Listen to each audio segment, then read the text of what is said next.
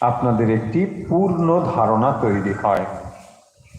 যদিও অনেকেই ভাগবত কথা বিভিন্নভাবে শুনেছেন, পড়েছেন,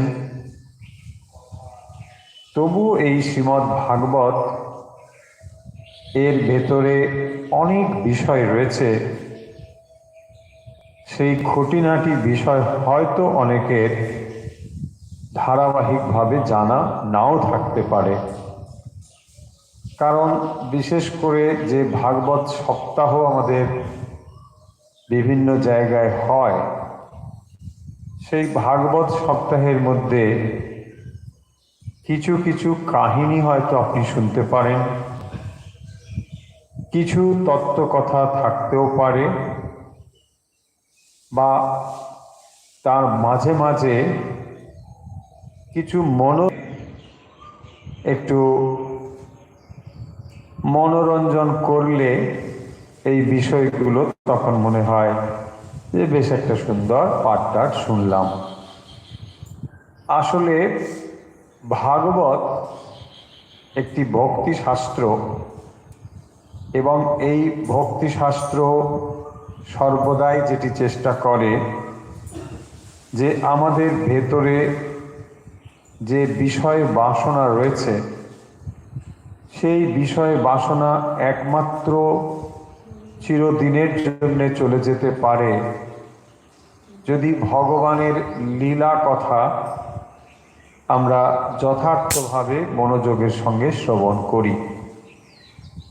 তাই আমরা ধরে নিচ্ছি যে যারা আমরা এখন পাঠের সঙ্গে যুক্ত হয়েছি, নিশ্চয়ই মনোরঞ্জন এই বিষয়টি আমাদের উদ্দেশ্য নয়।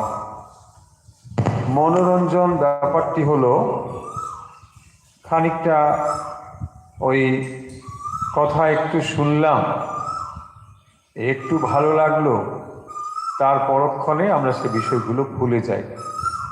খুব সিরিয়াসলি আমরা কখনোই নিই না।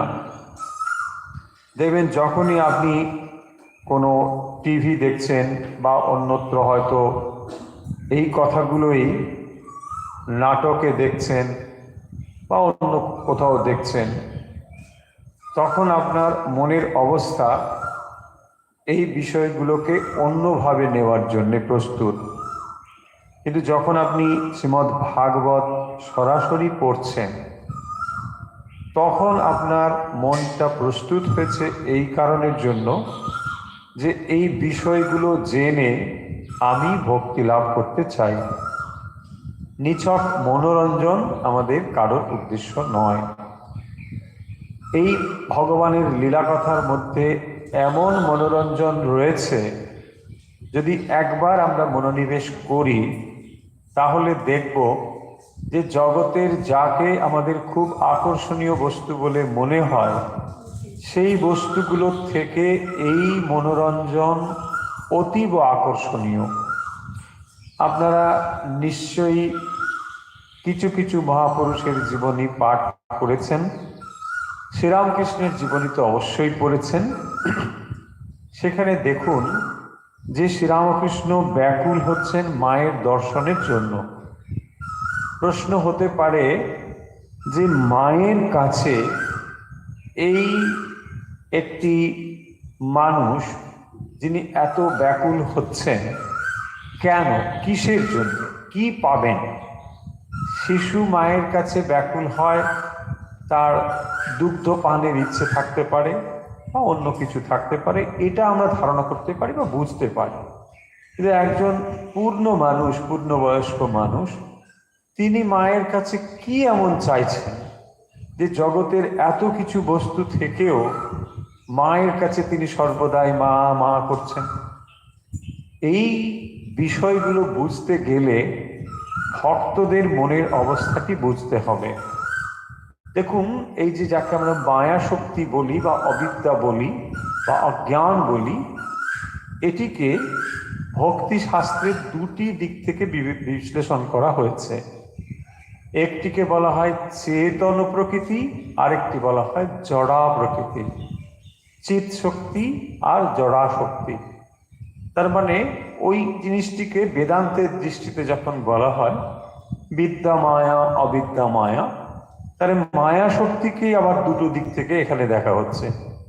যখন জড়জগতের বিষয়ের প্রতি যে আকর্ষণ শক্তি, এইটি হচ্ছে বহিরঙ্গা শক্তি, সেই মায়ারই বহিরঙ্গা শক্তি হচ্ছে জড়জগতের শক্তি, আবার তারই অন্তরঙ্গা শক্তি হচ্ছে, তাকে বলা হয় ভক্তি। তাহলে এই মায়ার দুরকম কাজ, এক জড়জগতের প্রতি আমাদের আকর্ষণ তৈরি করে, তাকে বলা হয় বহিরঙ্গা শক্তি, আবার এটি আমাদের অন্তরের যে শক্তি, অন্তরঙ্গা শক্তি, তার দ্বারা তার প্রকাশটি হচ্ছে ভক্তি, ভগবানের প্রতি ভালোবাসা বা প্রেম, ভক্তি। তাহলে এই দুটো জিনিস, একটি আমাদের ঈশ্বর থেকে দূরে নিয়ে যায়, আর একটি ঈশ্বরের দিকে নিয়ে আসে। তাহলে যখনই আমরা অন্তরে ভক্তি লাভ করতে পারি, তখন স্বাভাবিকভাবেই জড় প্রকৃতির যে আকর্ষণ বা টান, এখান থেকে আমরা মুক্ত হয়ে যেতে পারি। সেই কারণের জন্যেই আমরা এই ভক্তি শাস্ত্র, বিশেষ করে শ্রীমদ্ ভাগবত, আমরা ধারাবাহিকভাবে পড়ছি এই বাসনা মনে নিয়ে, এই ইচ্ছে মনে নিয়ে, যে যাতে করে মন আমাদের ঈশ্বরের দিকে হয়। দেখুন, একটু যদি মন ঈশ্বরের দিকে হয়, তাহলে জীবনকে সার্থক মনে করব। কেন না, এই জড় বস্তুগুলো নিয়ে জন্ম জন্ম ধরে আমরা এর ভেতরেই রয়েছি, এবং তার দ্বারা আমরা দুঃখ আঘাত প্রতিনিয়ত পেয়ে চলেছি। তাই যদি সামান্যতম অন্তরে ভগবানের জন্য ভালোবাসা তৈরি হয়, ভগবানের প্রতি যদি সামান্যতম ভক্তি তৈরি হয়, তাহলে বুঝতে হবে যে এই জন্ম জন্ম ধরে পাওয়া এই যে দুঃখ যন্ত্রণা বিষয়ের প্রতি আকর্ষণ, এর থেকে কিন্তু আমাদের অনেক বেশি কাজ হবে এই ভক্তি।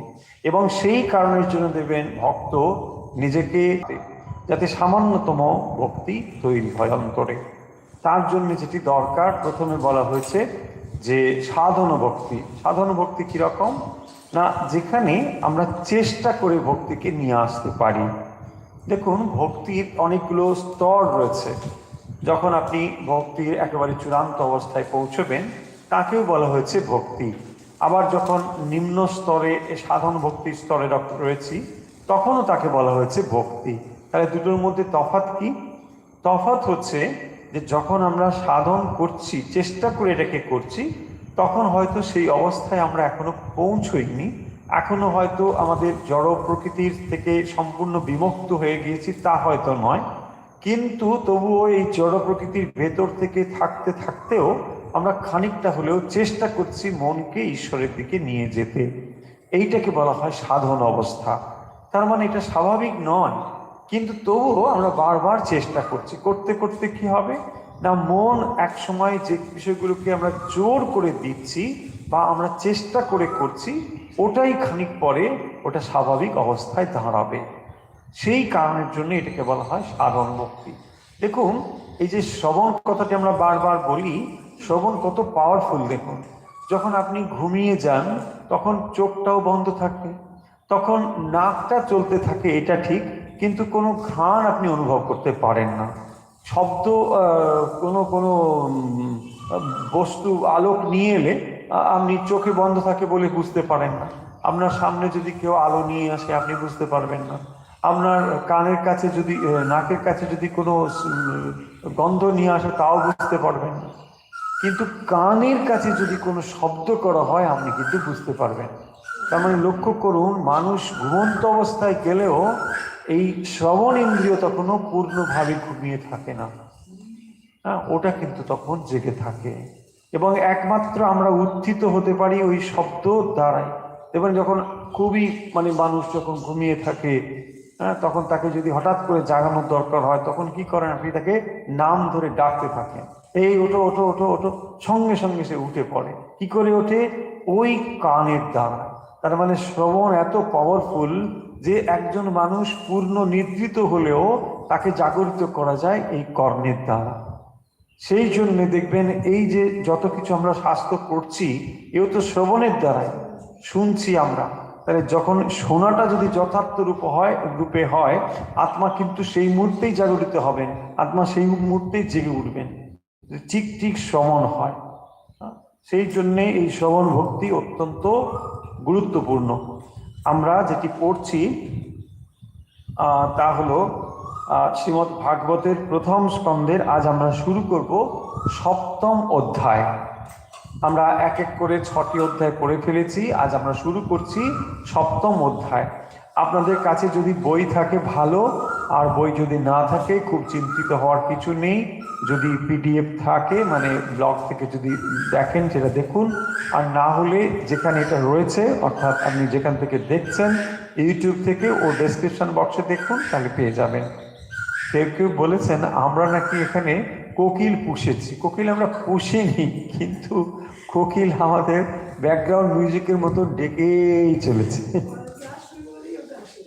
তো ব্যাপার হচ্ছে সপ্তম অধ্যায়, প্রথম স্কন্ধের সপ্তম অধ্যায় আমরা এখন পড়ব।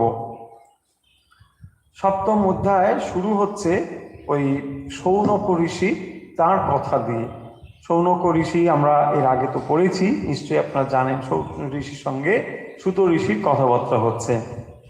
নির্গতে নারদে সুত ভগবান বাদরায়ণ সূত্রবাংস্তদভিপ্রেতম ততঃ কিম করুত বিভুঃ। মানে ওই যে আগের একটু অবস্থাটা মনে রাখুন, তাহলে হয়ে যাবে। সেখানে কি ছিল না, নারদের সঙ্গে ব্যাসদেবের কথা ছিল, এবং কথাবার্তা হওয়ার পরে নারদ ঋষি তিনি অন্যত্র চলে গেলেন। বললেন যে তোমাকে যা বলবার আমি বলে টলে দিলাম, এই ব্যাপার সব হলো, আর দিয়ে উনি চলে গেলেন।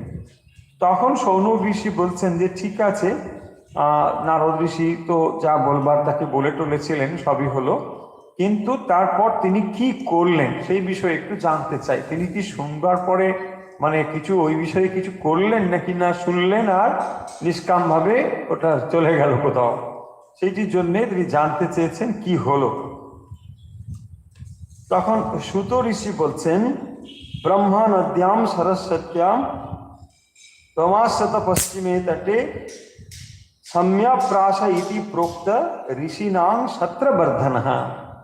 তো তখন তিনি বলছেন, সুত ঋষি, ব্রহ্ম নদ্যাম সরস্বত্যাম, ব্রহ্ম নদী সরস্বতী, সরস্বতী হচ্ছে ব্রহ্ম নদী, তো তার পশ্চিম তটে, পশ্চিম উপকূলে ঋষিনাম ছত্রবর্ধনঃ, ঋষিদের অনুকূল, ছত্রবর্ধনঃ মানে ঋষিদের যজ্ঞের অনুকূল, সম্যপ্রাস ইতি প্রোক্ত, সম্যপ্রাস নামক একটা আশ্রম, তো সেই আশ্রমে ঋষিদের যজ্ঞের অনুকূল, সেইখানে তিনি মানে আশ্রম রয়েছে, ওইটি হচ্ছে তার আশ্রম।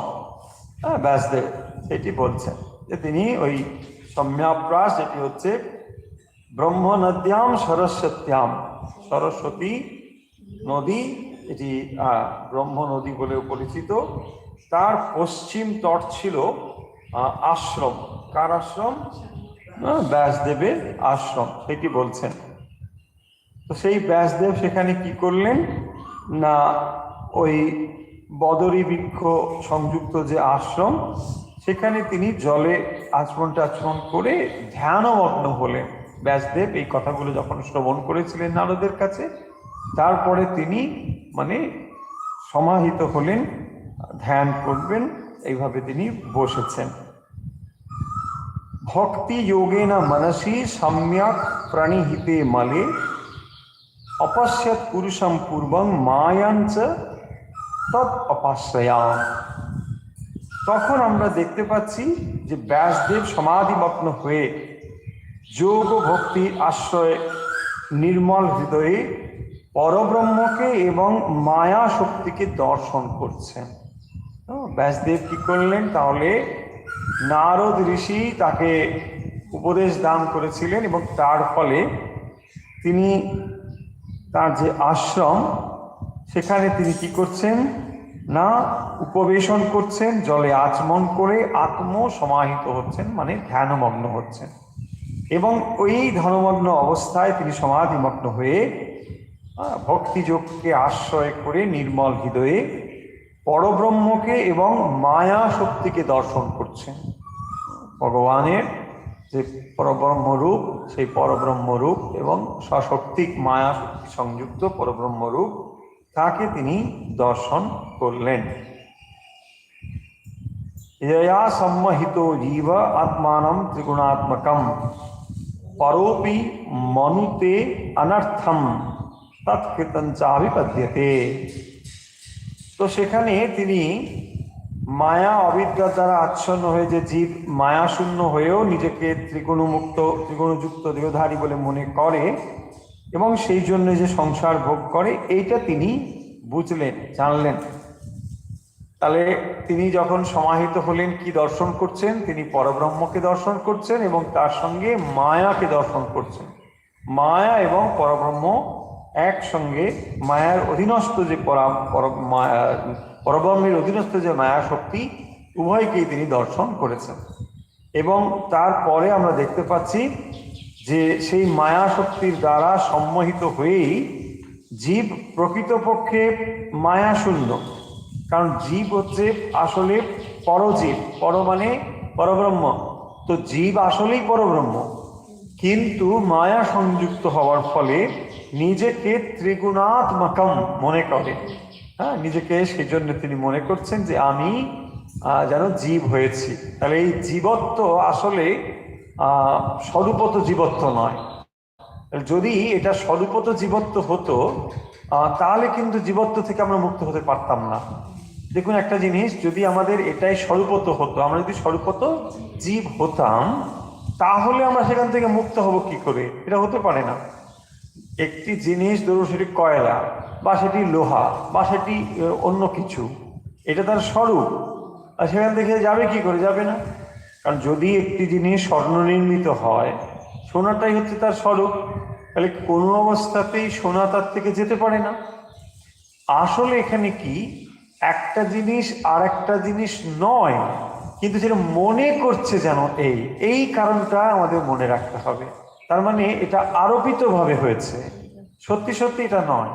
দেখুন, যদি আমাদের ভেতরে সেই ভগবান না থাকতেন, অর্থাৎ জীবের মধ্যে যদি ভগবান স্বরূপত না থাকতেন, তাহলে জীব কোনোদিনই ভগবান লাভ করতে পারত না। কেন করবে? কি করে করবে? যেটা আপনি নন, আপনি যদি চিরকাল ওটা মনে মনে বলতে থাকেন, কোনোদিনই পারবেন না ওটা লাভ করতে। হবে না। দেখুন, ধরুন একটা চিনি আর একটা লবণ, দুটো দেখতে একই রকম, কিন্তু চিনি যদি মনে করে আমি লবণ, কোনোদিন সে লবণ হবে? বা উল্টো করলে, লবণ যদি ভাবে আমি চিনি, কোনোদিন সে চিনি হতে পারবে না। তার মানে এটা আপনার ভিতরে রয়েছে, সত্যি রয়েছে। তাহলে আমরা জীবত্বটা হচ্ছে আমাদের ভুল, ভ্রান্তিবশত যেটা রয়েছে সেটাই কেবল চলে যাবে। সেই কারণের জন্য এখানে দেখবেন অদ্বৈত বেদান্ত যেমন জোর দিয়ে বলে, এই কথাটি ভক্তিতেও জোর দিয়ে বলা হচ্ছে যে যেটি আমাদের স্বরূপ নয় সেটা কেবল বাইরে থেকে আরোপ করা হয়েছে, আর যেটা আরোপ করা হয়েছে সেটা কোনোদিন চিরস্থায়ী হতে পারে না, একদিন না একদিন সেটা ভেঙে যাবে। যেমন আমরা ওই বেদান্ত পড়বার সময় সেই এক্সাম্পলটা নিয়েছি যে দড়িটাকে আমরা সাপ বলে ভাবছি। খুব ভালো করে ভাবুন, দড়িটা কিন্তু সাপ হয়ে যাচ্ছে না। যদি দড়িটা বাস্তবিক সাপ হয়ে যেত তাহলে তো আমরা সাপই দেখতাম, আলো নিয়ে এলেও সাপ দেখতাম, কারণ দড়িটা সাপ হয়ে গিয়েছে। তা হয়নি, দড়িটাকে আমরা সাপ মনে করেছি। সেই জন্যে যখন তার প্রতিবন্ধকতাগুলো সরে গেল, আপনি তখন দেখছেন আরে এটা দড়ি, এমন দড়ি। ঠিক, তার মানে স্বরূপত জীব হচ্ছেন ব্রহ্মই, আপনার স্বরূপটি হচ্ছে ঈশ্বর। স্বরূপত আপনি এখন অমুকচন্দ্র অমুক হয়েছেন, আপনার নাম এই হয়েছে, আপনি অনেক রকম ভাবে এখন নিজেকে পরিবর্তিত করেছেন, এই জীব বলে ভাবার পরেই হচ্ছে, সেটা ঠিক, কিন্তু স্বরূপটি হচ্ছে ঈশ্বর। এই যে স্বরূপটি আপনার ঈশ্বর, এটি এখানে বলছেন যে জয়া সম্মোহিতা জীব আত্মানম ত্রিগুণাত্মকম। হ্যাঁ, জয়া সম্মোহিত জীব, সম্মোহিত মানে আচ্ছন্ন, মোহিত হয়েছে জীব। তাহলে কি করছে? জয়া মানে মায়া শক্তির দ্বারা। তাহলে এই মায়া শক্তির দ্বারা জীব নিজেকে সম্মোহিত করেছে। সেই সম্মোহিত বাচ্ছন্ন করে জীব পারা প্রকৃতপক্ষে মায়াশূন্য জীব হয়েও আত্মারাম নিজেকে ত্রিগুণাত্মিকম, নিজেকে তিনি ত্রিগুণাত্মকম বলে ভাবছেন, মনুতে মনে করে। তৎকৃতঞ্চ এবং মায়াকৃত অনর্থম সংসার দুঃখ অবিপদ্যতে বরণ করে। দেখো তাহলে এই যে সংসার দুঃখ আমরা কি করে ভাবছি, এইখান থেকে সংসার দুঃখটি তৈরি হচ্ছে। তাহলে বাস্তবিক আমরা যেটা নই সেইটি হয়ে যাবার ফলই আমাদের এই সংসার দুঃখটা তৈরি হচ্ছে। যেমন একটি বাস্তব চরিত্র আর একটি অবাস্তব কাল্পনিক চরিত্র, এই দুটোর সঙ্গে মিলমিশ করেই আমরা যেমন দুঃখ পাই। ধরুন আপনি একটা মুভি দেখছেন, মনে হয় আপনি বাস্তব চরিত্র, কিন্তু যে চরিত্রটা আপনি মুভিতে দেখছেন সেটা বাস্তব চরিত্র নয়, কিন্তু আপনি ওটা দেখতে দেখতে ওই চরিত্রটা মনে মনে হয়ে উঠছেন। দেখুন, যখনই ওই চরিত্রটা মনে মনে হয়ে উঠছেন তখন যেন আপনি বাস্তবিক ওই চরিত্রটা হয়ে গেছেন। আর যখন ওটা হয়ে গেছে তখন আপনার রিয়াকশন এভরিথিং ওই রকমই হয়েছে। ধরুন একটা নায়কের চরিত্র আপনি দেখছেন, নায়কের চরিত্রটা আপনার খুব ভালো লাগছে, দেখতে দেখতে ওর যে চরিত্রের যা যা পরিবর্তন আদি হচ্ছে বা যেভাবে সে রিয়াক্ট করছে আপনিও মনে মনে যেন ওই রকম হয়ে যাচ্ছে। তার ফলে কি হচ্ছে না, আপনার ব্যবহার ইত্যাদি ঠিক ওইটার মতোই হচ্ছে। এখানেও ঠিক সেরকম জিনিসটি কি হচ্ছে না, স্বরূপত আপনি পরব্রহ্মই, আপনি আত্মা, আপনি ঈশ্বর, ঠিক জীব তাই, কিন্তু যখন জীবত্ব তার ভিতরে আরোপিত হচ্ছে সে মনে মনে ভাবছে আমি জীব, আমি ছোট, আমি এইটি হওয়ার ফলে তাহলে তার যা যা ব্যবহার সেটাই চলছে এখন। এইটাকেই বলা হয় সংসার দুঃখ, এটাই বলছেন। তাহলে আমরা কি হয়েছি না, ইয়া সম্মোহিত জীব, আমরা যেন সম্মোহিত হয়েছি। হ্যাঁ, আমরা সম্মোহিত হয়ে গেছি। যেমন স্বামীজি যখন বিদেশে বেদান্ত বলছেন তো তখন ওরা বলছেন যে আপনি তো আমাদের মানে সম্মোহন বিদ্যা শেখাচ্ছেন। যখন স্বামীজি বলছেন যে না তোমরা সব আত্মা, তোমাদের ভেতরে সেই আত্মা শক্তি রয়েছে ইত্যাদি সব বলছেন, বলছে আপনি আমাদের হিপনোটাইজ করছেন, এটা তো একরকম হিপনোটাইজ করা। স্বামীজি বলছেন না না না, তোমরা অলরেডি হিপনোটাইজ আছো, আমি তোমাদের ডিহিপনোটাইজ করতে এসেছি।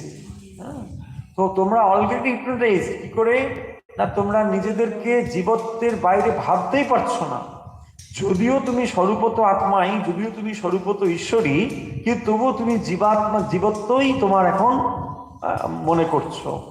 আমি এখান থেকে বরং তোমাকে ডিহিপনোটাইজ করবার চেষ্টা করছি। এক্স্যাক্টলি ঠিক তাই, জয়া সম্মোহিত জীব আত্মানম ত্রিগুণাত্মকম পারোপি মনুতে অনর্থম। পারোপি, পর হয়েও, শ্রেষ্ঠ হয়েও কি হচ্ছে, মনুতে অনর্থম তৎকৃতঞ্চাপি পদ্যতে অভিপদ্যতে। তো তারপরে কি হচ্ছে না, অনর্থম মানে এই সংসার দুঃখ, এই অনর্থ চলছে। এই অনর্থ এইভাবেই চলছে। তাহলে কিভাবে জীবের বন্ধন তৈরি হচ্ছে, এইভাবে জীবের বন্ধন তৈরি হচ্ছে। এবং শ্রী ভগবানের প্রতি ভক্তি সাধনের দ্বারাই সংসার দুঃখ থেকে যে বেরিয়ে আসা সম্ভব, ব্যাসদেব এইটি উপলব্ধি করলেন। ভগবানের প্রতি ভক্তি লাভ হলেই, ভগবানকে ভালোবাসতে পারলেই একমাত্র এটি সম্ভব। এবং তারপরে তিনি কি করছেন না, ভক্তি শাস্ত্র প্রণয়নের জন্যে চিন্তা করছেন। এবং এই যে মহান শাস্ত্রটি আমরা পড়ছি শ্রীমদ্ ভাগবত, সেই শ্রীমদ্ ভাগবত তিনি তখন রচনা করছেন। यस्यां वै श्रूयमाणायां कृष्णे परम पुरुषे भक्तिर उत्पद्यते पुंस शोक मोह भयापहा। शोक मोह भयापहा। यस्यां वै श्रूयमाणायां कृष्णे परम पुरुषे, यस्यां वै श्रूयमाणायां মানে শ্রবণকারী, यस्यां वै যে এই ভক্তিশাস্ত্র যিনি শ্রবণ করেন পুংস জীবের, পরম পুরুষে কৃষ্ণে, পরম পুরুষ কৃষ্ণের প্রতি, ভগবান শ্রীকৃষ্ণের প্রতি বা ভগবানের প্রতি শোক মোহ ভয়া পহা, মানে শোক মোহ ভয় দূর হয় যার দ্বারা, ভক্তির উৎপদ্যতে, ভক্তি উৎপাদিত হয়, যস্যাম যস্যাম সুয়মানায়াম, সেই ভাগবত শ্রবণকারী যিনি এই ভাগবতকে শ্রবণ করেন তার কি হয়, পুংস পরম পুরুষে কৃষ্ণে, ভগবানের প্রতি ভালোবাসা তৈরি হয়, ভক্তি তৈরি হয়, এবং শোক মোহ ভয়াপহা, শোক মোহ ভয় দূর হয়ে যায়, নাশ হয়ে যায়, ভক্তির উৎপদ্যতে, এবং ভক্তি উৎপন্ন হয়। তাহলে ব্যাসদেব কি করলেন না, ব্যাসদেব নারদ ঋষি চলে যাওয়ার পরে তিনি ধ্যানমগ্ন হলেন এবং ধ্যানমগ্ন হয়ে এই ভক্তি শাস্ত্র রচনার কথা ভাবলেন। কি করে না, তিনি দুটো জিনিস দর্শন করছেন, এক পরব্রহ্ম ভগবানকে দর্শন করেছেন এবং তার অধীনস্থ যে মায়া শক্তি এটিও তিনি দর্শন করেছেন। এবং মায়া শক্তি দর্শন করার ফলে তিনি কি দেখছেন না, মায়ার দুটি দিক দেখতে পাচ্ছেন, একটি তার অন্তরঙ্গা শক্তি আর একটি বহিরঙ্গা শক্তি। তার অন্তরঙ্গা শক্তিকে বলা হয় ভক্তি, আর বহিরঙ্গা শক্তি হচ্ছে এই জড়জগতের আকর্ষণ।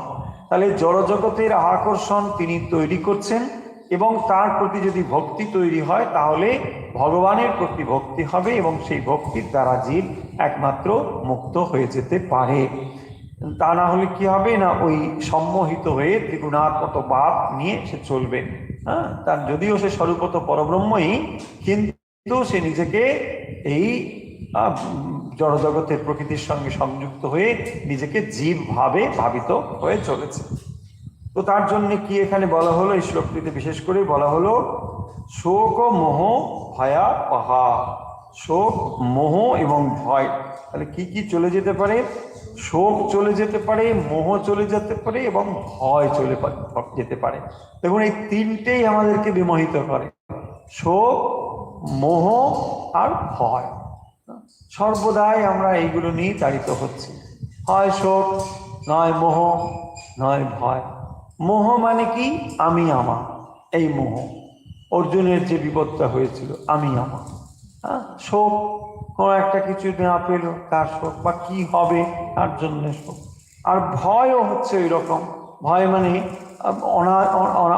অজ্ঞাত কোনো একটা বিষয়, কি ঘটবে আমরা জানি না, ভবিষ্যতের কি হবে, এই হচ্ছে ভয়। তাহলে ভয়, শোক এবং মোহ, এখান থেকে সে সম্পূর্ণভাবে বিমুক্ত হয়ে যায় যদি ভক্তি লাভ, ভক্তির উৎপদ্যতে, ভক্তি উৎপন্ন হলে। তাহলে ভক্তি উৎপন্ন হলে শোক মোহ দুঃখ থেকে, ভয় থেকে বিমুক্ত হওয়া সম্ভব। সসংহিতাং ভাগবতীম কৃত্বানুক্রম্য চাত্মজম সুকমধ্যাপয়ামাস নিবৃত্তি ঋতরাং মুনিম। দেখুন এবারে ব্যাসদেব তাহলে কি করছেন, সসংহিতাম ভাগবতীম কৃত্বা অনুক্রম্য চাত্মজম চ আত্মজম। তাহলে কি করছেন ব্যাসদেব তখন, ভাগবতীম সংহিতাম, মানে এই যে ভাগবত শাস্ত্রটি, যে শাস্ত্রটি আমরা অধ্যয়ন করতে চলেছি, সেই শাস্ত্রটি কি করছেন না, ব্যাসদেব ভাগবতীম সংহিতাম, এই ভাগবত শাস্ত্রটি কৃত্বা রচনা করে, অনুক্রম্য তাকে কি করছেন, সংশোধন করছেন। শুধু রচনা করছেন তা নয়, তাকে আবার এডিট টেডিট যা করবার সেও তিনি করেছেন, নিজে এডিট টেডিট করে সবকিছু করে, নিবৃত্তি নিরতম। তাহলে নিবৃত্তি নিরতম আত্মজং মুনিম সুকম। দেখুন এই তিনটে চারটে শব্দ এখানে, নিবৃত্তি নিরতম আত্মজং মুনিম সুকম। তাহলে তার যে পুত্র সুকম, সেই সুককে কি বলছেন তিনি, তিনি হচ্ছেন নিবৃত্তি নিরতম, মানে যিনি নিবৃত্তি মার্গকে গ্রহণ করেছেন, নিবৃত্তি নিরতম। নিবৃত্তি নিরতম নাহলে দুরকম হয়, একটা কল হয় প্রবৃত্তি, নিবৃত্তি। প্রবৃত্তি মানে কি না, প্রবৃত্তি মানে হচ্ছে জাগরণ উত্তরণ, এই জাগতিক বিষয়ে উত্তরণ। আর নিবৃত্তি হচ্ছে এগুলোকে ত্যাগ করা, সমকিছুকে ছেড়ে দেওয়া। তাহলে নিবৃত্তি নিরতম, নিবৃত্তি মার্গে অবলম্বনকারী আত্মজং মুনিম, তিনি হচ্ছেন আত্মজ। আত্মজ মানে নিজ পুত্র, পুত্র আত্মজ মুনি। তিনি হচ্ছেন মননশীল মননকারী মুনি সুকম মানে পুত্র সুখদেব। তাহলে দেখুন, নিবৃত্তি নিরতং আত্মজং মুনি সুকম অধ্যাপয়ামাস, তাকে পড়াচ্ছেন, তাকে অধ্যয়ন করাচ্ছেন। হ্যাঁ, অধ্যপয়ামাস, তাকে পড়িয়েছেন। তাহলে ব্যাসদেব কি করলেন না, এই শাস্ত্র রচনা করে তিনি তাকে সংশোধন করলেন, পাশাপাশি সুখদেবকে পড়াচ্ছেন। এখন প্রশ্ন উঠবে, এই যে বিশেষণগুলো দেওয়া হয়েছে তাৎপর্য আছে, কেন তিনি সুখদেবকে এখানে বলছেন নিবৃত্তি নিরতাম, যিনি নিবৃত্তি মার্গের পথিক, তাকে এগুলো পাঠ করানোর কি মানে আছে, তাই না? তিনি তো মানে সমস্ত কিছু ত্যাগ করে ফেলেছেন এবং তিনি, আমরা জানি, এতটা মায়া রহিত তিনি যে সংসারের মধ্যে তিনি থাকবেনই না, তিনি চলে যাচ্ছেন, একেবারে বনগমন করছেন জন্মের পর মুহূর্তেই। তাহলে এইরকম যার ব্যাকগ্রাউন্ড বা এইরকম যিনি, তাকে তিনি কেন এই শাস্ত্র পাঠ করাচ্ছেন? নিবৃত্তি নিরতম আত্মজং মুনি সুকম অধ্যাপয়ামাস, তাই না? তাকে সংশোধন করে অনাসক্ত সুখদেবকে তিনি পড়াচ্ছেন।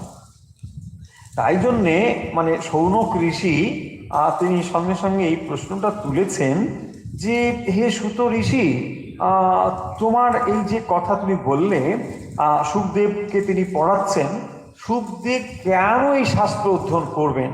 এত শ্লোক, এত কিছু রয়েছে, এইগুলো তিনি কেন পড়বেন? যিনি নিষ্প্রিয়, যিনি উদাসীন, যিনি আত্মারাম, সেই মুনি সুখদেব কেন এই সুবৃহৎ একটা ভাগবত এটা কেন তিনি পড়বেন? না, এত কষ্ট করে বই পড়তে যাবেন কেন? কারণ যিনি নিজে মুক্ত, আত্মারাম বলা হয়েছে তাকে, আত্মারাম, রতি ইত্যাদি শব্দ শাস্ত্রে রয়েছে। তার মানে তার নিজের আনন্দের জন্যে আর অন্য কোনো কিছু দরকার নেই, যার আত্মকাম, তার কামনা সম্পূর্ণ হবে, পূর্ণ হয়েছে। তাহলে এইরকম যিনি মুনি সুখদেব, তো তিনি কেন এই শাস্ত্র অধ্যয়ন করবেন? দেখুন, যিনি শাস্ত্র অধ্যয়ন করছেন তিনি একটি নিশ্চয়ই ইচ্ছে পোষণ করেন যে আমি শাস্ত্র অধ্যয়ন করে ভগবানের প্রতি আমার ভক্তি তৈরি করব। আর যিনি নিজে মুক্ত হয়েছেন, যিনি পূর্ণ জ্ঞানী, তিনি কেন এটা করবেন?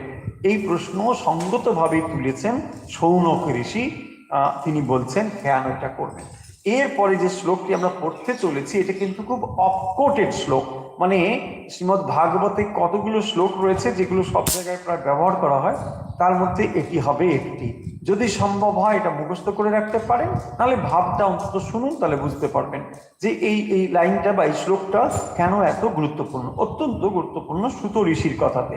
সুত ঋষি বলছেন, সুত উবাচ আত্মা রামস্য মুনয়ো নির্গন্থা অপুরক্রমে কুর্বন্তি অহেতুকিং ভক্তি ইত্থম্ভূত গুণহরে। অপূর্ব এই শ্লোকটি, মানে একেবারে অপূর্ব।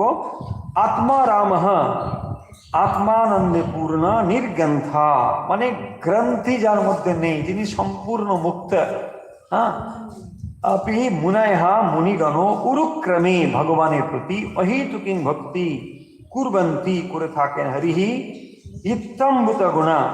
তার মানে এই যে অসাধারণ গুণযুক্ত শ্রীহরি, শ্রীহরির প্রতি এমনই আকর্ষণ শ্রীহরির যে যারা মুক্ত পুরুষ তারাও ভগবানের প্রতি আকর্ষণ অনুভব করেন। ভগবান হরির এমন আকর্ষণ শক্তি, এটি বলছেন আত্মা রামস্য মুনয়, যারা আত্মারাম, যে সমস্ত মুনিদের আর কোনো জড়জগতের বিষয়ের কোনো আকর্ষণ নেই, তারা সম্পূর্ণ মুক্ত, তাদেরও নির্গন্থা মানে আর কোনো গ্রন্থি নেই, আর কোনো বন্ধন নেই, সম্পূর্ণ যারা মুক্ত। হ্যাঁ, অপ্রিয় উরুক্রমে, তো ভগবানের প্রতি উরুক্রমে মানে ভগবান উরুক্রম, অপি উরুক্রমে কুর্বন্তি অহেতুকিং ভক্তি। হ্যাঁ, তারা কি করে? ভগবানের প্রতি অহেতুকি ভক্তি তাদের ভেতরে হয়। আপনাদের সেই কাহিনী বলেছিলাম, যখন সুখদেব বেরিয়ে চলে গেলেন, বনগমন করলেন, করতে করতে উনি একটি জঙ্গলে গিয়ে ওখানেই থাকেন। হ্যাঁ, তো ওর মধ্যে থাকেন কিছু নেই, হঠাৎ একদিন দেখলেন কিছু আশ্রম বালক এসেছেন। তো সেই আশ্রম বালকের কাছে তিনি কথা বলতে বলতে একটি শ্লোক শুনতে পেলেন, এবং সেই শ্লোকটি তিনি মানে ভগবানের লীলা বর্ণন করা শ্লোক, এইটি শ্রবণ করে তিনি বলছেন, আচ্ছা তোমরা এই আশ্রম বালক তোমরা এই শ্লোক শ্রবণ করলে কোথায়, কোথায় থেকে এটা পেলে? না আমাদের গুরুদেব এটা বলেছেন। তোমাদের গুরুদেব কে? তোমাদের গুরুদেব? তখন বললেন যে ব্যাসদেব। ব্যাসদেব? আরে সে তো আমার পিতা। তো তখন তিনি কোথায় তিনি থাকেন? না তিনি এইখানে থাকেন। বলে তিনি এসে যখন শুনলেন, তিনি চমকিত হচ্ছেন যে এইরকম এত সুন্দর, আমি ভগবানের জন্য ধ্যান করছি আর ধ্যানটা আমার তো ভালো লাগছে না, কিন্তু ভগবানের লীলা বর্ণন করা এই যে শ্লোক, এইটা শুনে তিনি অভিভূত হয়ে যাচ্ছেন যে ভগবানের এত সুন্দর লীলা বর্ণনা করা হয়েছে। ঠিক একই রকম ভাবে এই শ্লোকটিও সেই জন্য বলা হচ্ছে, আত্মা রামশ্চ মনয়ো নির্গ্রন্থা অপি উরুক্রমে। ভগবানের প্রতি এই যে অহেতুকি প্রেম, অহেতুকি ভক্তি, তাহলে দেখুন যখন মুনি ঋষিরা ধ্যান করেন, সেই ধ্যানের দ্বারা তারা যখন এই জগৎ সংসার থেকে মনকে তুলে নেয় সম্পূর্ণরূপে, তাকে বলা হয় আত্মারাম। সেই আত্মারাম মানুষের অন্তরকেও আকর্ষিত করতে পারে শ্রী ভগবানের আকর্ষণ শক্তি। সাধারণ মানুষের কা কথা? তাহলে সাধারণ জড়জগতের জন্য আকর্ষণ অনুভব করে যে মানুষ, সে মানুষের মনকে তো আকর্ষণ করবেই করবে। যার এই জড়জগতের প্রতি কোনো আকর্ষণ নেই, যিনি আত্মারাম, সেই মানুষের মনকেও আকর্ষণ করতে পারে ভগবানের এমন আকর্ষণ শক্তি। সেইটি তিনি বলছেন, কুর্বন্তি অহিন্তুকিং ভক্তি ইত্তম্বত গুণহরি। হরির হচ্ছে এত শ্রীহরি ভগবানের এমন আকর্ষণ শক্তি যে যিনি আত্মারাম পুরুষ, যিনি মুক্ত পুরুষ, স্থিতপ্রজ্ঞ পুরুষ, সেই স্থিতপ্রজ্ঞ পুরুষের মনকেও ভগবানের দিকে আকর্ষণ, ভগবানের লীলার দিকে আকর্ষণ করতে পারে ভগবানের এমন মহিষ। এবং সেই কারণের জন্যে তিনি এই এত বড় শাস্ত্রটি অধ্যয়ন করেছিলেন পিতার সান্নিধ্যে, পিতার কাছে। সেটি এখানে বলছেন যে সুত উবাচ, সুত ঋষি বলছেন যে কি করে ঋষি মানে সুখদেব এত বড় শাস্ত্র তিনি কেন পড়লেন। যিনি এতভাবে মুক্ত হয়ে আছেন, যার এই জগতের প্রতি কোনো আকর্ষণ নেই, কিছুই নেই, তিনি বাবার কাছে বসে এরকম শাস্ত্র কি করে শুনলেন বা কেন এটা হলেন? তাহলে বুঝে দেখো যে যিনি এই জগতের প্রতি কোনো মায়া মোহ কিছুই যার নেই। আমরা তার অনেক কাহিনী পড়েছি যে তিনি জন্ম থেকেই নির্বস্ত্র হয়ে চলে যাচ্ছিলেন ইত্যাদি ইত্যাদি। ফলে এইরকম যার ব্যাকগ্রাউন্ড, এইরকম যার অবস্থা, তো তিনি কেন সময় নষ্ট করে এগুলোকে পড়বেন? বলছেন ভগবানের আকর্ষণ শক্তি এমন তীব্র যে যার সম্পূর্ণ মুক্ত যিনি, সেই মুক্ত পুরুষের মনকেও আকর্ষণ করে নিয়ে আসতে পারে। তাহলে ভেবে দেখুন সাধারণ মানুষের মনকে কিভাবে ভগবানের দিকে আকর্ষণ করবার ক্ষমতা এই শ্রীমদ্ ভাগবতের মধ্যে রয়েছে। সেইটি বলছেন, হরের গুণাস্কৃপ্ত মতির ভগবান বাদরায়ণী অধ্য ঘান্ম মহাখ্যানম নিত্যাং বিষ্ণু জনপ্রিয়। বলছেন হরে হে ভগবানের গুণাস্কৃপ্ত মতি, গুণে আকৃষ্ট হৃদয় হয়ে ভগবান বাদরায়ণী মানে সর্বশক্তিমান ব্যাসদেব পুত্র সুখদেব মহৎ আখ্যানম সুবেদ ভাগবত কথা অধ্যগাত পাঠ করেছিলেন, নিত্যম সর্বদা বিষ্ণু জনপ্রিয় হরিভক্তগণের প্রিয় পাত্র ছিলেন। তো তিনি কি করেছিলেন? এই জন্য এটি পড়েছিলেন গুণাস্কৃপ্ত মতিহি, গুণে আকৃষ্ট হৃদয় হয়ে, মানে ভগবানের এই যে গুণ, সেই গুণে আকৃষ্ট হৃদয় হয়েছিল কার? সুখদেবের। এই জন্য বলছেন ভগবান বাদরায়ণী, সর্বশক্তিমান ব্যাসদেব পুত্র সুখদেব মহৎ আখ্যানম সুবৃহৎ ভাগবত কথা অধ্যগাত পাঠ করেছিলেন। সেই জন্যে তিনি পাঠ করেছিলেন কিরকম ভাবে?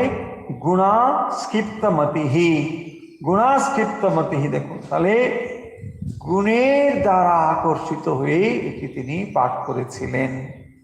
ভগবান তিনি এমনিতেই নির্গুণ, তিনি এমনিতেই নিরাকার স্বরূপত, কিন্তু সেই ভগবান যখন লীলায় বিগ্রহ ধারণ করেন এবং যখন গুণযুক্ত হয়ে লীলা বিগ্রহ ধারণ করেন, তখন সেটি যে কি অপরূপ সৌন্দর্য হয়ে ওঠে, এমনকি আত্মারাম পুরুষের মনকেও সেই আকর্ষণের দিকে আকর্ষিত করে, এবং সেই কারণের জন্যেই, সেই কথা শ্রবণ করবার জন্যেই তিনি পিতার কাছে বসে এই ব্যাসদেবের ভাগবত, শ্রীমদ্ ভাগবত তিনি পাঠ করেছিলেন।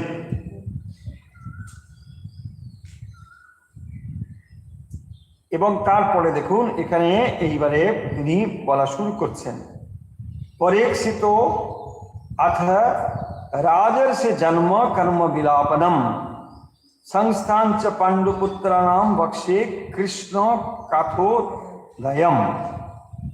তো ব্যাসদেব বলছেন এরপর তিনি কি করছেন না, পরীক্ষিতের জন্ম মৃত্যুর কথা, পাণ্ডবের মহাপ্রস্থান গমনের বিবরণ, এই সব বলে কৃষ্ণ কথা শুরু করছে। তো আমরা আগেই বলেছি যে এই যে শ্রীমদ্ ভাগবত, এটা মহাভারত যে হয়েছে তার পরবর্তী অংশ। তাহলে মহাভারত আমরা জানি, মহাভারত ব্যাসদেব রচনা করেছেন, কিন্তু তারপরেও তার মনে শান্তি ছিল না।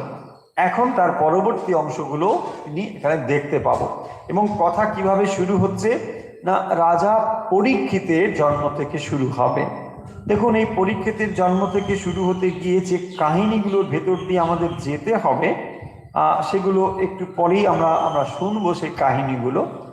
অনেকেরই সেই কাহিনী আসলে জানাও রয়েছে, যে এই কাহিনীগুলো এভাবেই মানে আমরা জানি যে দ্রোণাচার্য একটা বিরাট ভূমিকা রয়েছে আমাদের মহাভারতের, যে আমরা দেখেছি পর্বটি। তো সেখানে তিনি বিরাট ভূমিকা তার রয়েছে। তিনি কিভাবে এসেছিলেন সেটিও আমরা সকলে জানি। যে দেখুন তার বন্ধু ছিল, সেই বন্ধু কাছে কিন্তু তিনি মানে অপমানিত হচ্ছেন, তাই না? যে দ্রুপদ রাজার কাছে তিনি গেলেন একবার, মানে তার বন্ধুত্বের অধিকার নিয়ে দ্রোণাচার্য, কিন্তু সেখান থেকে তিনি অত্যন্ত অপমানিত হলেন। এবং অপমানিত হয়ে যখন তিনি ফিরে আসছেন, তখন তিনি একটা সংকল্প করলেন যে না, এই অপমানের উত্তর আমাকে দিতে হবে। কার ভেতরে ছিল? দ্রোণাচার্য কিন্তু আসলে বেসিক্যালি ব্রাহ্মণ, দ্রোণাচার্য ব্রাহ্মণ, কিন্তু এরা ক্ষত্রিয়। এখন এখানে এসে তিনি খুঁজছিলেন যে কাকে অবলম্বন করে আমার এই অপমানের প্রতিশোধটা নেওয়া যায়। এইটা খুঁজতে খুঁজতে যখন তিনি এই বংশে এখানে এসে হাজির হলেন, তখন দেখলেন যে এখানে একজন মাস্টারমশাই লাগবে। কিন্তু এই মাস্টারমশাই একটা বিশেষ গুণ আছে। মাস্টারমশাই মানে দ্রোণাচার্য যেমন একদিকে তিনি ব্রাহ্মণ, আবার তিনিও ক্ষত্রিয়ের বিদ্যাও জানতেন। মানে এই যে ক্ষত্রিয় যে অস্ত্রবিদ্যা, এটাও তিনি জানতেন। সেই জন্য একে বলা হয় ব্রহ্মক্ষত্রিয়। হ্যাঁ, এরা হচ্ছেন ব্রহ্মক্ষত্রিয় মানে একদিকে ব্রাহ্মণ, আবার অন্যদিকে ক্ষত্রিয়ের অস্ত্রচালনা বিদ্যা, এগুলো জানেন। এখানে তিনি রাজবংশে এগুলো, সঙ্গে সঙ্গে তার পুত্র ছিল অশ্বত্থামা। সেই পুত্র অশ্বত্থামাকে সঙ্গে করে এখানে নিয়ে আসার পরে তার একটা মনের ধারণা হলো যে রাজবংশে এদেরকে শিক্ষা দিতে দিতে আমি অশ্বত্থামাকেও কিন্তু ভালোভাবে একটা বীর তৈরি করতে পারবো। তো এইভাবে অস্ত্রবিদ্যা ইত্যাদি সব চলতে লাগলো। এমনকি অর্জুনের থেকেও পরাক্রম বীর অশ্বত্থামা হবেন, এইভাবেই তাকে তৈরি করা হয়েছে। এবং শুধু অশ্বত্থামা তাই না, অশ্বত্থামার ভেতরে যেমন অস্ত্রবিদ্যা ছিল, তেমনি আরো অনেক দৈব ক্ষমতা, দৈব শক্তিও তার ভেতরে ছিল। তিনি মানে মহাদেবের বলে এইসব অনেক কিছু লাভ করেছেন, এইসব তো ছিল। কিন্তু ঘটনা ঘটলো অন্যরকম। ঘটনাটা একটু বলে দিই আপনাদের, অনেকে জানা আছে তবু, যে যখন মহাভারত শেষ হয়ে যাচ্ছে, মহাভারত শেষ হলো মানে দুর্যোধন পরাজিত হয়ে গেল। তো তখন দুর্যোধন পরাজিত হয়ে গেছে, এসব হয়ে গেছে। তো তখন কি হলো না, দুর্যোধন পরাজিত হওয়ার আগে একটু ঘটনা বলে দিই। তো সেখানে হচ্ছে দ্রোণকে কি করে মারা যাবে এই একটা প্ল্যান যখন চলছে, এবং দ্রোণাচার্যকে কোনোভাবে মারা কিন্তু সম্ভব নয়, ভীষণ ভীষণ কঠিন ব্যাপার। তখন অর্জুন এবং অন্যান্য সব পাণ্ডবরা, ভীম টিম, এরা সব ঘিরে ধরেছে আর দিয়ে তখন ওকে মারবার চেষ্টা করছে, কিন্তু কিছুতেই ওকে মারা যাবে না। উনি অত্যন্ত অপরাজেয়, যুদ্ধে পারা যাবে না। কিন্তু ভগবান শ্রীকৃষ্ণ জানতেন যে ওর দুর্বলতাটা কোথায়। সেই জন্যে উনি এদেরকে বলে দিচ্ছেন যে দেখো, অশ্বত্থামার প্রতি হচ্ছেন উনি সব থেকে বেশি দুর্বল, কারণ অশ্বত্থামাকে অবলম্বন করেই উনি ওর প্রতিশোধটা নেবেন, এই তার ভেতরে রয়েছে।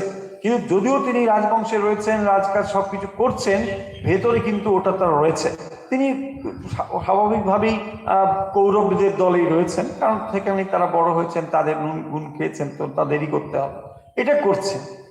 কিন্তু যখন দেখলেন যে তাকে কিছুতেই যুদ্ধে পরাজয় করা যাবে না, তখন শ্রীকৃষ্ণ একটা ছল অবলম্বন করেছেন। এবং সেই ছলটা কিরকম ভাবে হলো না, খানিকটা সত্য খানিকটা মিথ্যা, হ্যাঁ, এই আশ্রয় করে সেখানে অশ্বত্থামা একটা অশ্ব ঘোড়া, তো অশ্বত্থামা গজ হাতি, তো এদের দলে একটা হাতি ছিল, সেই হাতিটাকে নিহত করতে বলা হলো, ওটাকে মেরে ফেলো, এবং এই খবরটা নিয়ে এসে এখানে পাণ্ডবদের কাছে দিতে হবে। তো সে তখন জলে ডিক্লেয়ার করলো, আর কি মানে ব্যাপার, হ্যাঁ, তখন কি বলে যুধিষ্ঠির হচ্ছে মানে একবার ধর্মপুত্র, তো ফলে তিনি যা বলবেন সব মেনে নেবেন। হ্যাঁ, তিনি যখন বলছেন যে না সত্যি সত্যি মানে অশ্বত্থামা রণে গজ রজে হত, তো অশ্বত্থামা রণে হত যখন বলেছেন, এই ওইটা শুনেছেন, তখন একেবারে মানে দ্রোণাচার্যর অবস্থা খারাপ। দ্রোণাচার্য বলছে তাহলে আর কি হবে, আমার পুত্র ইতি গজটা খুব ছোট করে বলছে।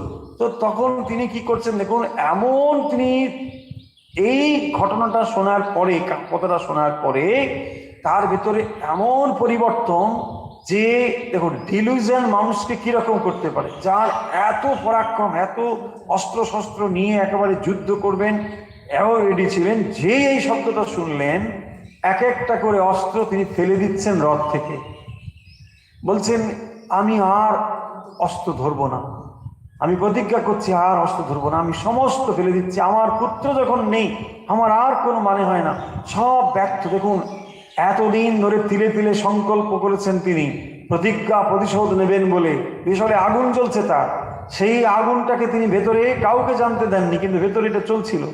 এইটা যখন এখানে পূর্ণভাবে নেমে গেল, এবং যখন এই যুধিষ্ঠিরও বলল যে হ্যাঁ হ্যাঁ আমি যা বলছি সব ঠিকই বলছো, তখন আর তার কোনো সন্দেহ থাকলো না যে পুত্র আর জীবিত নেই। এবং সেই অবস্থায় কি হলো, একটা বিরাট হয়ে গেল, উনি সমস্ত অস্ত্র ওখান থেকে সব বিসর্জন দিয়ে দিলেন এবং বলছেন অর্জুনকে যে অর্জুন তুমি আমার পুত্র সম, শিষ্য মানে পুত্রের মতো, তুমি যদি আমার পুত্র না হতে তাহলে তুমি আজকে এখানে দাঁড়িয়ে কথাটা বলতে পারতে না, তোমাকে কোন আগেই আমি শেষ করে দিতাম, এইসব কথা রয়েছে।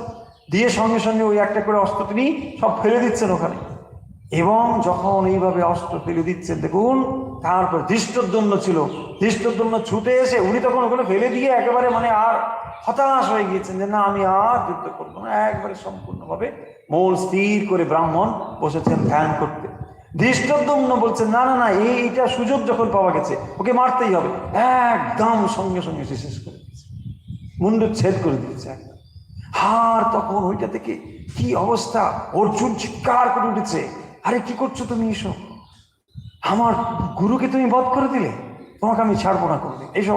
আর তারপরে অশ্বত্থামা যখন এই খবরটা জানতে পারলেন, সেই রাত্রেই ছুটে গিয়েছেন উনি যে না আমি আর এই কৌরবের দলের একটা কাউকে রক্ষা রাখবো না। আর এই পরাক্রমশালী বীর এই হচ্ছে মহারথী, ভীষণ শক্তিশালী ওই এই অশ্বত্থামা, এবং অশ্বত্থামা জন্ম থেকে একটা মণি নিয়ে জন্মগ্রহণ করেছিলেন, এই অলৌকিক ক্ষমতা সম্পন্ন এই মণি। তো যত সময় পর্যন্ত এই মণি থাকবে সেই অপরাজেয় কেউ তাকে জয় করতে পারবে না, এত শক্তিশালী। এবং এইটি নিয়ে যখন তিনি ঠিক করেছেন যে ওই রাত্রে মারবেন, বলছে আমি আজ 5 পাণ্ডব সব শেষ করে দেবো, আজ কাউকে রাখবো না, সবাইকে শেষ করে বলে উনি মানে চলে গিয়েছেন রাত্রে। রাত্রে গিয়ে ওদের যেখানে সেনা শিবির সেখানে গিয়েছে, সেইখানে গিয়ে প্রথম অ্যাটাক করেছে ধৃষ্টদ্যুম্নকে, তারপরে আরো এগিয়ে গেছে, গিয়ে দেখছে 5টা লোক শুয়ে আছে, ওর 5টাকে কেটে শেষ করে দিয়েছে, দিয়ে এসে ভাবছে পঞ্চ পাণ্ডব শেষ। আসলে পঞ্চ পাণ্ডবকে মারতে পারেনি, দ্রৌপদীর 5 পুত্রকে মেরে দিয়ে চলে এসছে। আর এদিকে ভগবান শ্রীকৃষ্ণ ভীষণ ক্রুদ্ধ হয়েছে, বলছে কি করেছো তুমি, হ্যাঁ তুমি এদেরকে মেরে দিয়ে চলে এসেছো, এরা তোমার কি করেছে, এদেরকে নিয়ে নানা সব কাহিনী টাইনি সব কথাবার্তা রয়েছে।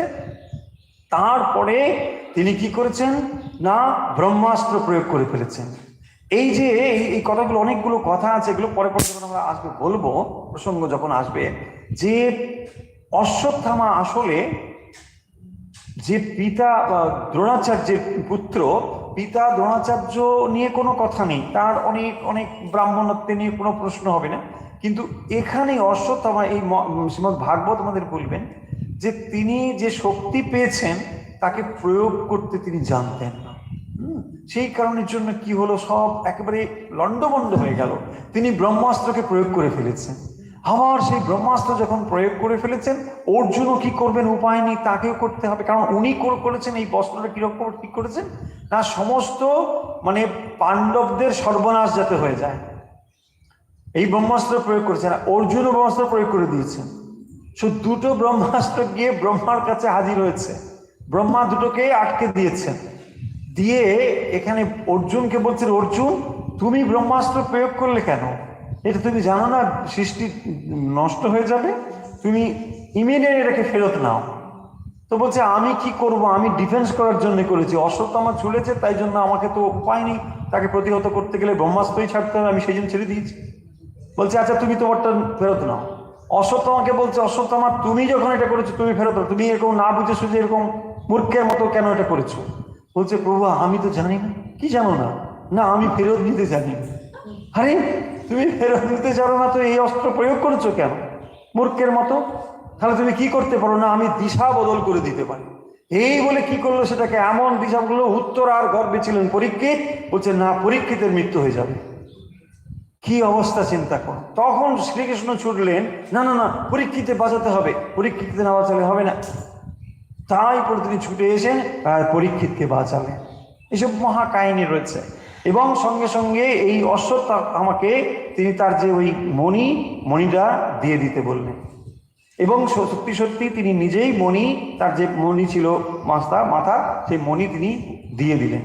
না আমি মণি দিয়ে দিচ্ছি, আমি সত্যি ভুল করেছি, এটা আমার অপরাধ হয়েছে। এবং তাকে অভিশাপ দিচ্ছেন, শ্রীকৃষ্ণ তাকে অভিশাপ দিচ্ছেন অশ্বত্থামাকে। যেমনি অশ্বত্থামাকে বলা হয় যে চিরঞ্জীব, মানে উনি বেঁচে আছেন এখন, অশ্বত্থামা এখনো নাকি বেঁচে আছেন, এরকম পুরাণ কাহিনী রয়েছে।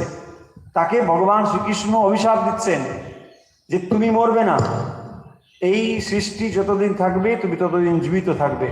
এইটার জন্য জীবিত থাকবে যে তুমি একটা নিরপরাধ সন্তানকে মৃত্যুর করে তাকে তীর দিয়ে মেরে দিয়েছো, তুমি ব্রহ্মাস্ত্র প্রয়োগ করে তুমি তাকে মারবার জন্যে মেরেছো। আমি পরে ভগবান তাকে বাঁচিয়েছে, কিন্তু তুমি বেঁচেছো, এই অপরাধে তুমি এই সৃষ্টিতে সর্বত্র ঘুরে বেড়াবে, তোমার মুক্ত হবে, তুমি মুক্ত হতে পারবে না। অশ্বত্থামা, তাই অশ্বত্থামা এখনো এই সৃষ্টির মধ্যে তিনি ঘুরে বেড়ান, হাহাকার, তার মুক্ত নেই, তাই মুক্ত হতে পারবে না। বলছে না, কারণ মানুষ এর কাছে গেলে মানুষ তোমাকে তাড়িয়ে দেবে, এসব কথা আছে। কেন না তোমার দেহ থেকে এমন একটা দুর্গন্ধ বেরোবে যে তুমি মনুষ্য জগতে যেতে পারবে না, তুমি ওই বনে জঙ্গলে কোথাও নিবিতে ঘুরে ঘুরে বেড়াবে, তোমার মৃত্যু নেই, মরতেও পারবে না। এসব ব্যাপার রয়েছে। তো সেইগুলো এইবারে সেই কাহিনীর ভেতরে আস্তে আস্তে করে ঢুকবে। মূল তার জায়গাটা হচ্ছে পরীক্ষিত। পরীক্ষিত অথ রাজর্ষে জন্ম কর্ম বিলাপনম সংস্থাঞ্চ পাণ্ডুপুত্রাণাম বক্ষে কৃষ্ণ কথোদয়ম। তো সেই জন্য বলছেন রাজা পরীক্ষিতের জন্ম, কর্ম এবং মৃত্যুর কথা, পাণ্ডবদের মহাপ্রস্থান, বনগমনের বিবরণ, এবং এই স্থান থেকে শুরু হবে কৃষ্ণ কথা। তারপরে বলছেন ইয়দা মৃধে কৌরব সিঞ্জয়ানাম বীরেশ্বত বীরগতিম গতেষু বৃকোদরা বিদ্ধ গদাভি মর্ষ ভগ্ন উরুদণ্ডে ধৃতরাষ্ট্রপুত্রে। বলছেন এরপরে যখন কৌরব সিঞ্জয়ানাম মানে কুরু পাণ্ডবদের মধ্যে যে যুদ্ধ হয়েছিল, মৃধে যুদ্ধে, বীরেষু বীর গতিম গতেষু মানে যোদ্ধাগণ সব বীর গতি প্রাপ্ত হয়ে গেল, যে যার চলে গেল। তার ফলে কি হলো, বৃকদ্বারা বিদ্ধ গদাভিমর্ষ ভগ্ন উরুদণ্ডে ধৃতরাষ্ট্রপুত্রে। ভীম কি করলেন না, ভীমের সঙ্গে গদা যুদ্ধ হলো, আর সেই গদা যুদ্ধে কি হলো, দুর্যোধনের উরুভঙ্গ হয়ে গেল। তখন ভট্টু প্রভু দুর্যোধনের প্রিয়ংস্ম প্রীতিজনক হয়ে ইতি পশ্যন দ্রৌণী মানে দ্রৌণপুত্র অশ্বত্থামা, ওই যে কথা বলছিলাম সেই অশ্বত্থামা, শপতাং নিদ্রিত কৃষ্ণাসুতানাম দ্রৌপদী পুত্রধনের শিরাংশি মস্তকগুলো উপাহরত ছেদন করে এনেছিলেন। হ্যাঁ, তস্যা দুর্যোধনে, তারপরে দুর্যোধনের বিপ্রিয়ম এবং অতি অপ্রীতিকর হয়েছিল। যুগোচিতম কর্ম নিন্দিত কর্ম বিগয়ন্তী, সকলেই নিন্দা করে। উনি ভেবেছিলেন আসলে যে আমি যদি এরকম করি তাহলে বোধহয় দুর্যোধন খুশি হবে। অশ্বত্থামা ভেবেছিলেন দুর্যোধন বোধহয় খুশি হবে, কিন্তু দুর্যোধনও খুশি হতে পারেননি। দুর্যোধনও এটাকে খুবই গর্হিত বলেছেন। হ্যাঁ, বিগরায়ন্তী, অত্যন্ত খারাপ নিন্দনীয় কাজ বলে বলেছেন। তো তাকে কি করলেন তাহলে? এই পরে যে শ্লোকগুলো আমরা পড়লাম, এখানে হচ্ছে কুরু পাণ্ডবের যুদ্ধে সবাই বীরগতি প্রাপ্ত হলো, যোদ্ধাগণ মৃত্যু হলো তাদের। তারপরে ভীমের সঙ্গে দুর্যোধনের যুদ্ধ, এবং সেখানে কি হলো? উরুভঙ্গ। তো এই উরুভঙ্গ হলে তারপর কি হয় না, দ্রোণপুত্র অশ্বত্থামা দুর্যোধনের সন্তুষ্টি বিধানের জন্য তিনি ছুটে গেলেন, যে ওদেরকে সব মেরে টেরে দেবো। এটাও ছিল, রাগও তো ছিল, মানে দুর্যোধন দ্রোণাচার্যকে মেরেছে, তো এইসব নানা রকম ছিল তার ভিতরে ক্রোধ, এবং সেটা করে এই কাণ্ডটা ঘটল। এবং এরকম বলা হয় অশ্বত্থামার জন্ম হয়েছিল দেরাদুনে। দেখবেন একটি একটি এই জায়গা আছে, তপকেশ্বর বলা হয়। ওই তপকেশ্বর গুহাতেই নাকি অশ্বত্থামার জন্ম হয়েছিল, দেরাদুনের কাছে আছে। দেরাদুন আশ্রম থেকে উপরের দিকে যেতে হয়, তপকেশ্বর বলে একটা গুহা আছে, বেশ ভেতরে গুহা ওই দ্রোণাচার্য, এবং ওখানেই দ্রোণ গুহাও আছে পাশে। ওই ভেতরেই অশ্বত্থামার জন্ম হয়েছিল, এইসব বলা হয়। তো যাই হোক, তো এখানে এই কথা বলা হচ্ছে যে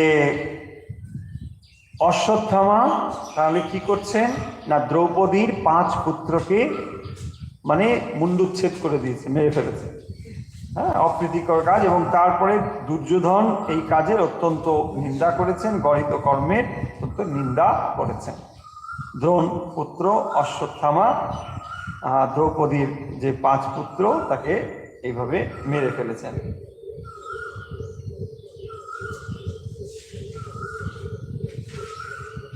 কাহিনী অংশ রয়েছে। তদা শুচস্তে প্রমৃজামি ভদ্রে যৎ ব্রহ্মবন্ধো শিরো আততায়িনঃ গান্ডীব মুক্তৈর বিষয়ীরূপাহরে তামুখ্যম্যে যৎ স্নাস্যতি দগ্ধপুত্রা। এইবারে দেখুন, এই যে শ্লোকটি আমরা এখন পড়লাম, এখানে বলা হচ্ছে মানে যখন ওই অশ্বত্থামা মেরে ফেলেছে এদেরকে, দ্রৌপদী তখন অত্যন্ত মানে শোকাহত। কি করবেন তিনি? মানে অশ্রুপূর্ণ নয়নে তিনি বিলাপ করছেন। তো তখন অর্জুন তিনি কি করছেন? বলছেন হে ভদ্রে, দ্রৌপদীকে বলছেন হে ভদ্রে, যখন আততায়িনঃ ব্রহ্মবন্ধো শিরঃ। এই যে অশ্বত্থামাকে সম্বোধন করা হচ্ছে ব্রহ্মবন্ধ।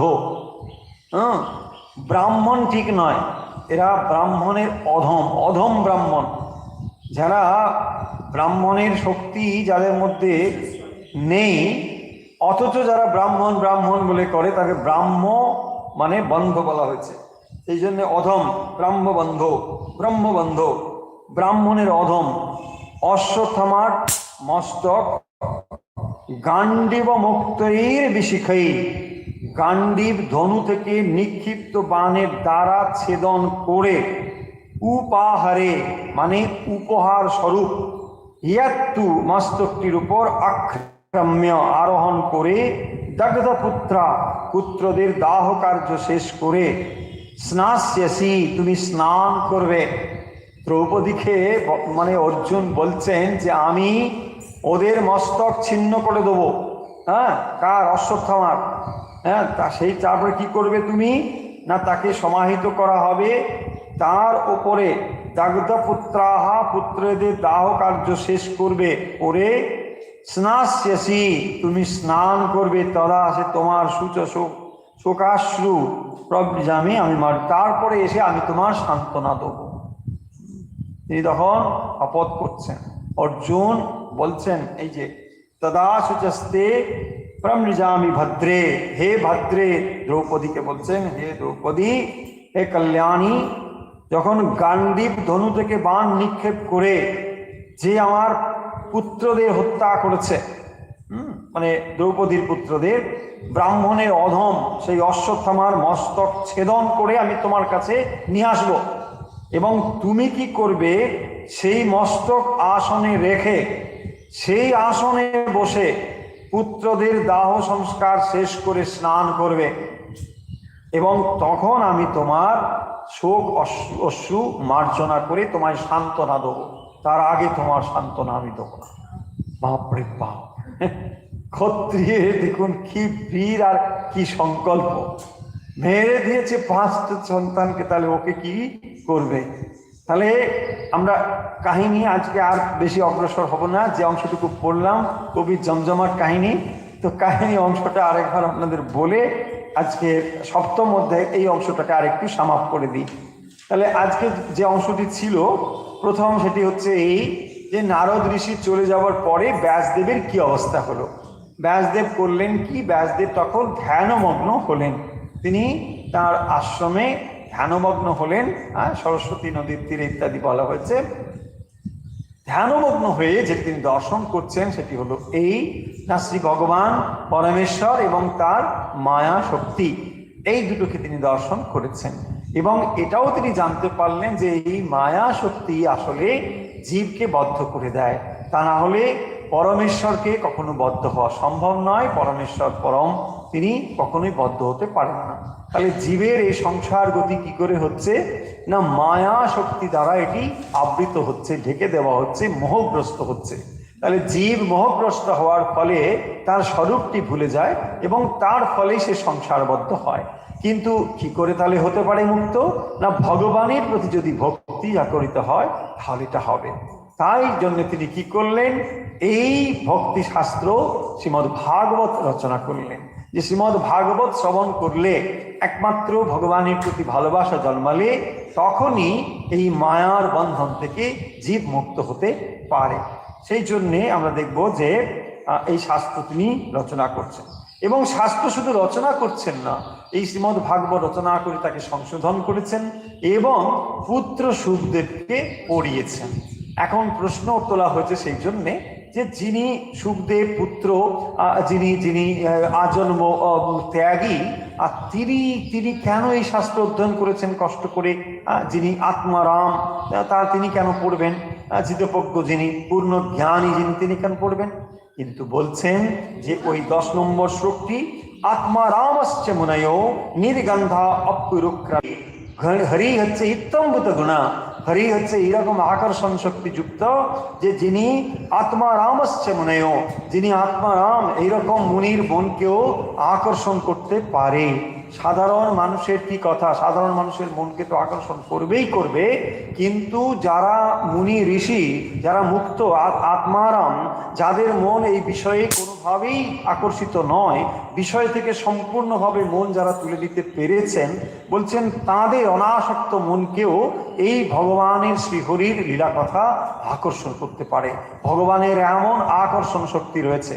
তাই কৃষ্ণ শব্দের অর্থ হচ্ছে যিনি আকর্ষণ করেন, কৃষ্ণ, তিনি কর্ষণ করেন, আবার যিনি আকর্ষণ করেন। যিনি কর্ষণ মানে যিনি এই ক্ষেত্রটিকে কর্ষণ করেন, এই দেহরূপ ক্ষেত্রকে, এই মনুষ্য শরীরকে যিনি ক্ষেত্ররূপে এটাকে কর্ষণ করে একে উর্বর করে তোলেন, উপযুক্ত করে তোলেন। আবার যিনি আকর্ষণ করেন তিনি হচ্ছেন বড় চুম্বক, আর জীব হচ্ছেন ছোট চুম্বক। তাকে তিনি কি করেন না, ওই দিকে টেনে নিয়ে চলেন ভগবান। আর শ্রীরামকৃষ্ণ, রাম হচ্ছে রমতে, তার মধ্যে আনন্দ রয়েছে, আর কৃষ্ণ কি করেন না, যিনি আকর্ষণ করেন। তাহলে যিনি আনন্দ দান করেন আবার আকর্ষণ দান করেন, একসঙ্গে তিনি হচ্ছেন রামকৃষ্ণ। তাহলে একবার ভেবে দেখুন, যিনি আকর্ষণ করেন আবার যিনি রমতে আনন্দ বিধান করেন, তাহলে দুজন যখন একসঙ্গে মিলিত হয় সে কি অপার শক্তি তৈরি হয়। সেই শক্তি কি করছেন না, এইরকম ভাবে মানুষের মনকে নিয়ে চলেন। তিনি তারপরে কাহিনী শুরু হচ্ছে, বলছেন যে রাজা পরীক্ষিতের থেকে শুরু করতে হবে, কারণ তখন আমরা দেখছি যে এই মহাভারতের যুদ্ধ পর্ব সব শেষ হয়ে গেল। তারপরে মানে এই কাহিনী তিনি বলছেন যে রাজা পরীক্ষিত এইসব বলছেন দিয়ে তারপরে আমরা যে শ্লোকটা অবশেষে শেষ করলাম সেটি অশ্বত্থামার কাহিনী। অশ্বত্থামার কাহিনী মানে সেখানে দেখা গেল যে ওই যুদ্ধ হয়েছিল, যখন যুদ্ধের একেবারে শেষ হয়ে গেল তখন ভীমের সঙ্গে দুর্যোধনের যুদ্ধ হয়, ওই গদা যুদ্ধ, এবং সেখানে তার উরু ভঙ্গ হয়। এই উরু ভঙ্গ হয়ে তিনি পরাজিত হয়ে একেবারে সে চলে যান। এইরকম যখন অবস্থা হয়, অশ্বত্থামা তখন কি করলেন, না হ্যাঁ এটা হবে না, আমি একটা প্রতিশোধ নেব। আর পিতা মৃত্যুর প্রতিশোধ তো ছিল। এইগুলো সব মিলেমিশে আমরা কি দেখবো, তিনি পঞ্চপাণ্ডবকে মেরে ফেলবেন বলে একটা তীর যোজনা করছেন, এবং সেই তীর যোজনা করে কি করছেন যে পঞ্চপাণ্ডবের সর্বনাশ হবে। পঞ্চপাণ্ডবের সর্বনাশ হতে গিয়ে আসলে হয়ে গেল এই মানে এই পুত্রগুলো মারে। তাদের পুত্রগুলোকে তিনি নিজেই মেরেছিলেন, এবং তারপরে ব্রহ্মাস্ত্র প্রয়োগ করে ওই ব্রহ্মাস্ত্র চলে যায়। এইসব কাহিনীগুলো আমরা একটু আগে বললাম। এবং সেখান থেকেই এই দুর্যোধন, যিনি এত অনাচার তার মধ্যে রয়েছে, এত কিছু রয়েছে, কিন্তু তবুও মনে রাখতে হবে এটিকে তিনি কিন্তু স্বীকার করেন, যে এটাকে তিনি নিন্দাই করেছেন যে অশ্বত্থামা এটা ঠিক করনি, তুমি 5 পুত্রকে মেরে ফেলেছো, এইটা একেবারে ঠিক করো, হ্যাঁ এইটা অত্যন্ত খারাপ করছে। এবং সেই কারণের জন্য আমরা দেখবো যে এবারে ধীরে ধীরে কিভাবে এই পরীক্ষিত, রাজা পরীক্ষিতের জন্ম হবে, সেই কাহিনীগুলো তো আমরা একটু ধারণা দিয়ে দিলাম মোটামুটি। যে ভগবান গিয়ে সঙ্গে সঙ্গে কি করলেন না, চলে গেলেন ওখানে, সেখানে দ্রৌপদীও উপস্থিত ছিলেন। আর তারপরে এদেরকে বললেন যে এইসব ব্যাপার, না না আমি বাঁচিয়ে দিচ্ছি। তো সঙ্গে সঙ্গে উনি রাজা পরীক্ষিত তখন গর্ভের মধ্যে ছিলেন, এবং সেখানে ভগবত কথাও তিনি শ্রবণ করেছেন। সেই কাহিনীগুলো পরে পরে আসবে। তিনি পরীক্ষিত বলছেন, না না তুমি ওঠো ওঠো ওঠো, জেগে ওঠো বলে সঙ্গে সঙ্গে তিনি যেন আবার কিছুই হয়নি, ওই শিশু পরীক্ষিত জেগে উঠছেন। তো এইভাবে কাহিনীগুলো সব রয়েছে। এবং এই পরীক্ষিত আমরা বলেছিলাম নাম কি করে হলো, না তিনি যেন সবাইকে পরীক্ষা করছেন, যার দিকে তাকায় সেই বিস্ময়কর রূপ, যিনি মাতৃগর্ভে দর্শন করেছিলেন ভগবানকে, যার ফলে তিনি আবার পুনরায় বেঁচে উঠেছিলেন, জীবিত হয়েছিলেন। সেই রূপটি দর্শন করবার জন্য সারা জীবন তিনি যেন খুঁজে বেড়াতেন, তাই তাকে বলা হয় পরীক্ষিত।